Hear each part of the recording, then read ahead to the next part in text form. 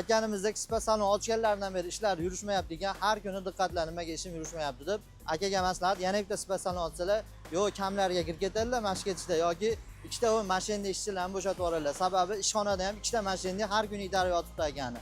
Akaga bitta maslahat beringlar, nima ish qilsinlar. Nomer tarqatyapti ekanlar.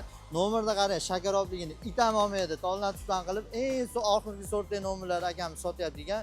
Aytganimizdek 40 ming so'mga 200 gigabaytdan ikkita sim karta beryapti ekanlar. Minusiga ishlayapti ekanlar. Mahalladagilar to'planib olib 15 ming 20 ming dollar qarzga botib ketdi akani. O'zi aslida akani niyati mana shu yil oxirigacha 150 ming 200 ming dollar qarzga botish ekan. Yaxshi niyatda bizni chaqirganlar. Xullas akamiz hamma yo'lda kasha qilib, tiqadigan joyga tiqib qo'yib, oxiri o'zlari ham sal qoldi ketishlariga. O'shuning uchun jicha yordam qilamiz. Nomer zarur bo'lsa aytganimizdek Marg'ilonda turibmiz. Sentrda mana Dehqon bozorining oldida. Prosta telefon qilasiz, kelasiz. Liboy nomerda chiqarib berishadi. Xo'p, akamiz bo'ynigacha qarz, bizga ham p, akaga ham p, korоче hammaga p ekan.